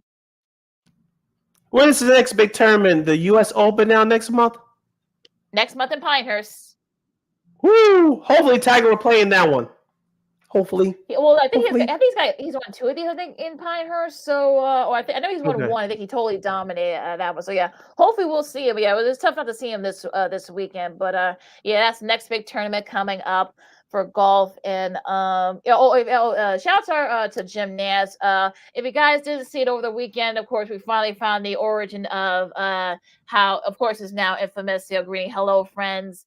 He shared over the weekend about his alien father who was battling Alzheimer's at the time years ago, and of course it kind of just stuck. So check out the video. It's on CBS's I'm sure CBS is on. It's on their social media. And I'm sure it's on YouTube as well. And I'm sure you can see it on various points. But look up Jim Nance or Origin of Hello Friends. You listen to Second City Sports Zone Chicago. Lakina C with you, taking you through this Monday afternoon. Quickly in the WNBA, looking at the Chicago Sky get their first victory of the season last Saturday night. They beat the Dallas Wings in their 2-game stay, 83-74.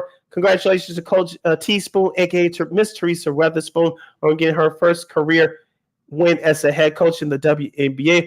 All 5 stars for the Sky were in double figures. Even though they committed 19 turnovers, they still eked out a 9-point win. Lakina, I know they're playing without Carmela Cardoso to start the year, but as I told you last Friday, watching a season opener on Wednesday, I like the way the Sky's team is playing. Is clearly the identity of their head coach, but this is going to be a fun team to watch for the Chicago Sky.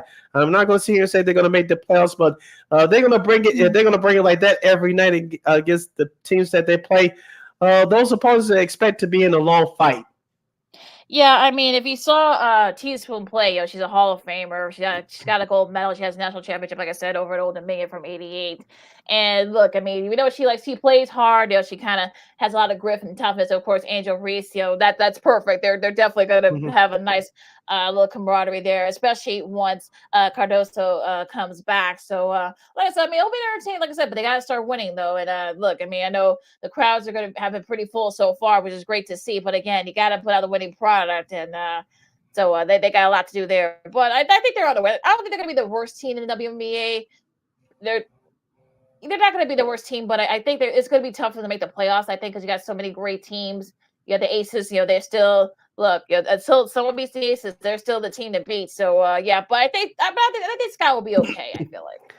Yeah, the Sky's home but I believe it's this coming Saturday, so we'll talk about it a little bit, and we'll mention it again on our show on Friday. And speaking of the WNBA, I brought it up because I watched that first game of that doubleheader last Saturday on ABC. Caitlin Clark struggled again as the Fever are now 0-2 on the year. I know they play again tonight on ESPN, the main ESPN at 6 o'clock. But they lost to the New York Liberty on the road. You should have seen so many celebrities looking out there at the Barclays Center in Brooklyn. You shouldn't have been surprised. So, hopefully the Indiana Fever can start winning some games. I know Caitlin Clark, it's still going to take time for her to get adapted to the WNBA game. She's still going to have her great moments, but hopefully the Indiana Fever will start winning. I know some people were kind of like, well, wait a minute. I know Tim Legger, who covers the NBA for years, has done it for years on ESPN, said the same thing that Taurasi said. I know some people are kind of like, well, why is everybody like, well, look, I think, the message, it's more the messenger, not the message. So I know Dr. Ross has been doing that for like months now. I know people called her a hater, but look, it's gonna be interesting to see. Like I said, I mean, we talked about it with she has to win something, and look, I'm sure they'll figure it out. I mean, I know it's gonna be interesting to see how they kind of look. The WNBA is a totally different animal, so you just got. I'm sure she'll be okay, but yeah, I think people are gonna be wondering, like, yeah, you got to get it together. But look, she's only a rookie, so I'm sure she'll figure it out. Yeah, so as I mentioned, the Indiana Fever will play tonight, and this will be their second home game. They'll have a rematch against the Connecticut Sun. That's at 6 o'clock p.m. Central Standard Time on ESPN. Remember, the Fever lost to the Connecticut Sun in their season opener on the road last week. Other scores from the weekend, you mentioned Las Vegas Aces. They beat the LA Sparks 89-82. In the Phoenix Mercury down the Atlanta Dream 88-85. And then, of course, the long game from yesterday, the Seattle Storm, who I like, they beat the Washington Mystics 84-75. So, should be interesting season coming up in the WNBA. So, the Second City Sports on Sports on Chicago. Keena McGee, Cindy Brown with you. Seize the Gray. No, I'm not making that weird transition, but Seize the Gray holds off Mystic Dan in the Preakness States just outside Baltimore.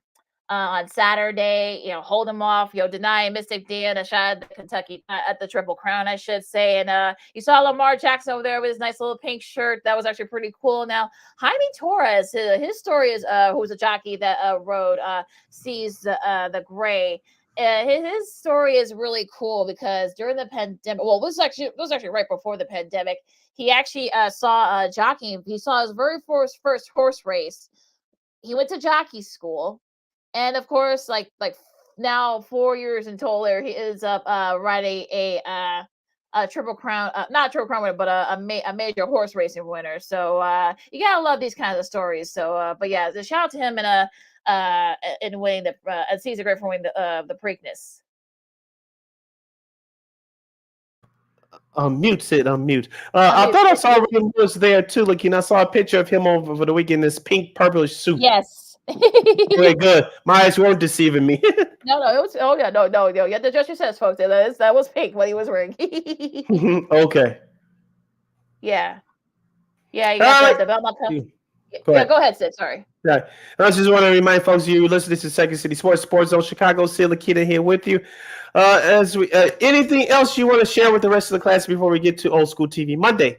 No. I mean, look, I think everything else we kind of covered everything. Shout out to Man City for winning the Premier League for the 4th straight year. Yay. Whatever. But yeah, I mean, I think that's I think we covered pretty much everything. So let's get into Old School TV Monday. Some anniversaries in sports here in Chicago. Yes, we have a double play. I wish you had a soundboard. We're gonna get one soon, folks. We promise you. Yes. The first game we'll talk about today for Old School TV Monday. Yes, it will involve 30 years ago. I wish we had the clip up here, but whatever. But 30 years ago tonight, you're watching, at least if you're in Chicago, you're watching this game on Old School Sports Channel. If you're in New York, you watch this game on MSG. If you're watching this game around the country, you're watching it on TNT.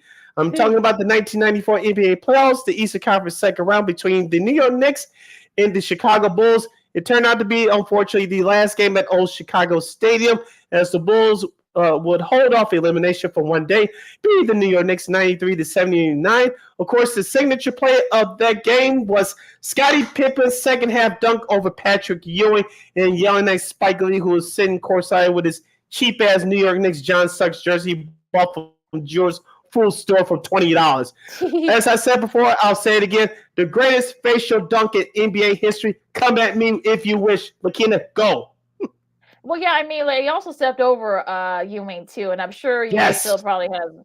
Yeah, I'm sure Ewing still has nightmares about that. So, but yeah, I mean, look, unfortunately, it turned out to be the only be the last game because Knicks would end up winning that series. But it was a nice little way to kind of sort of like set it out with a bang, as they say, as Mike Breen would say. So, but yeah, I mean, I saw that dunk this morning. I was just like, wow. I mean, of course, nowadays that would consider it technical because you're taunting the guy, but whatever. I mean, I digress. But I think Pip wanted to kind of send that message, especially this was his first season without MJ for that little mini whatever you want to call it. But yeah, that was actually a pretty fun moment. I think if it were happened during the social media era and during this era, it would have broken Twitter X. So let's just be honest. Yes, facts. And don't forget too, we won't get into this too much, but we know what happened. We know what happened in Game 5 of that series in the previous game. We won't get into it too much. Of course, Scottie was overcoming some demons, which he created on his own. And remember, in Game 3, he set out the 1.7 seconds, which Tony Kukoc made that shot. Of course, Scottie was mad that he didn't get the ball. But remember, during that Game 3, and you can watch that game in its entirety on YouTube as well, Scottie had 4 or 5 shots that he took that were bad. So head coach Phil Jackson said, I can't take that chance. So we ran this play before for Tony Kukoc. We're going to run it again, whether you like it or not. You saw what happened. The Bulls ended up winning Game 3.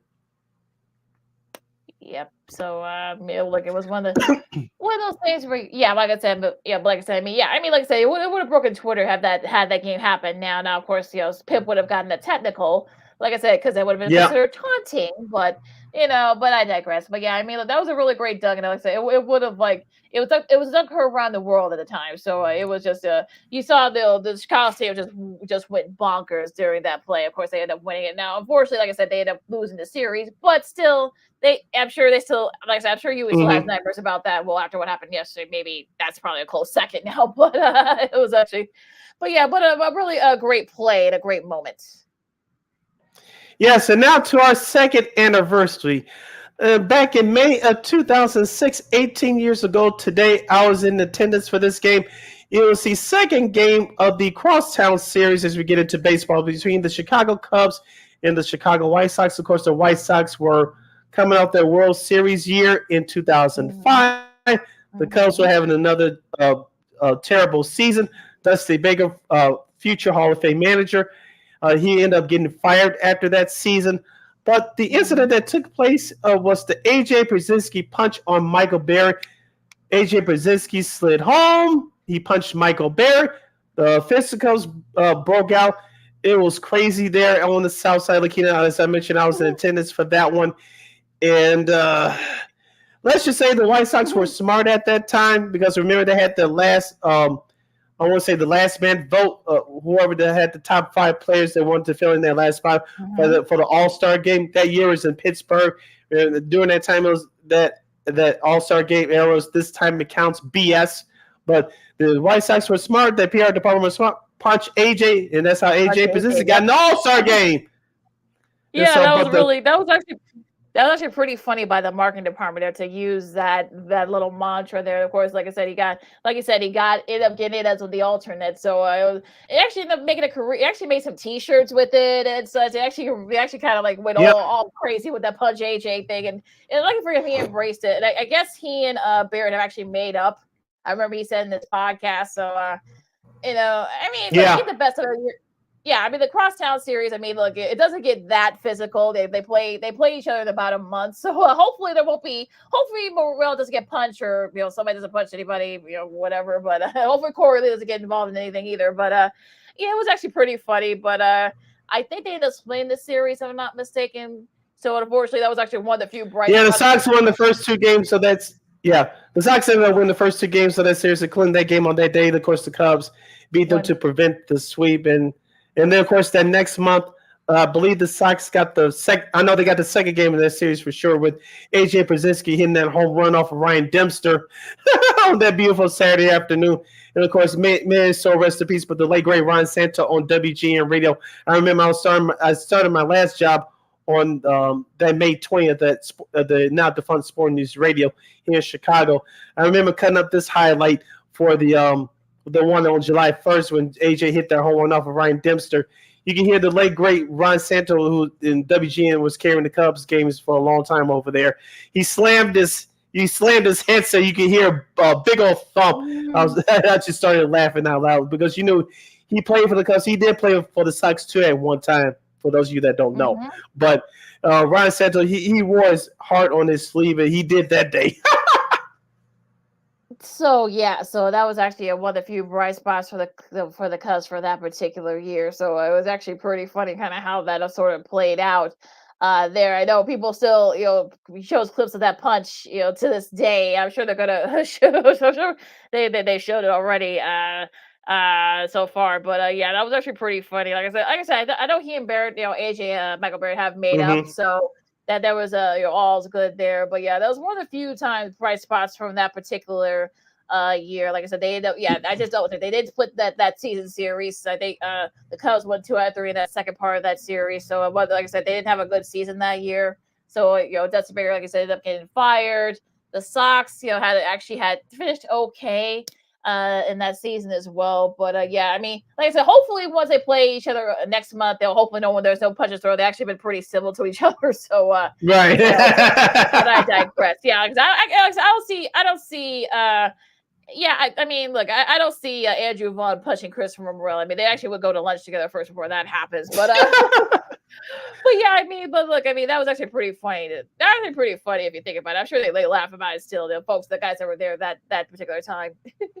Yeah, as you mentioned, the White Sox finished with a 90-win season, but they had a terrible August, and that's why they didn't make the playoffs for back-to-back years. Of course, they had a terrible 07, and they made the playoffs back in 2008, beating Minnesota in that one-game playoff before losing to Tampa Bay in the opening round in 4 games. Of course, the Cubs, they got a new manager, Lou Piniella. They won back-to-back NL Central Division titles under the old Tribune ownership regime, but they got out-blasted by the Arizona Diamondbacks in 07 and the Dodgers with Manny Ramirez in 08. Totally slamming his glove. That's still kind of that's still kind of so in that game too. Yeah, you knew the series was over after that when that happened, but I digress there. Anything else about this?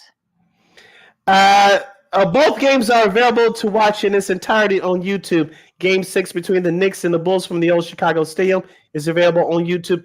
And the A.J. Brzezinski punch game between the Cubs at the White Sox in May 20th of 06. Those games are available to watch for free on YouTube. And I think we better slam the door on this one before we get in trouble. Yeah, it's exactly. On that note, as I always say, you can follow me at Katie McGee on the Twitter. Axel here is going in the You can follow yours Shirley Sydney Brown on the Twitter, X, and the IG at SidKid80. Once again, it's SidKid80, SIDKID80, SIDKID80. Make sure you download that Sports Zone Chicago app wherever you get your apps. Follow Sports Zone Chicago on all social media platforms. Please subscribe to our podcast. We are located at War Media Podcast. That's WARR Media, PODCASTS. We are located on all podcast platforms, including the iHeartRadio app. And give War Media a follow at WARR Media on all social media platforms. Thank you very much in advance for your support. Like, share, subscribe, and tell your friends. Catch Second City Sports live in the living color every Monday, every Friday from noon to 2 p.m. Central Standard Time, right here on Sports Zone Chicago. One more again, as the kids would say. Catch Second City Sports live in the living color every Monday, every Friday from noon to 2 p.m. Central Standard Time, right here on Sports Zone Chicago. And you can Sports Zone Chicago anytime, anywhere on Roku TV. So if you got the Roku TV app, whatever device you have on your app store, type in Sports Zone Chicago. It's all right there for you. You can catch our show, Sean and Maya, the Smoke Fellas, What's Up, Cuz, and so much more other great content as well. Hope we'll have some more content for you guys coming up later this year. So yeah, you can catch all the previous episodes of pretty much everything right on the Roku TV app. And we will provide. All right, folks, enjoy the conference. Well, enjoy Game 7 of Oilers and Canucks tonight. Then you've got all the conference finals of both the NHL and the NBA. Of course, you got WNBA action as well, and of course, baseball, and so much more. So enjoy all that great stuff. For Sid, I'm the Kansas Second City Sports on Sports of Chicago, and we'll see you Friday. Punch AJ. Holla. Oh, Lord.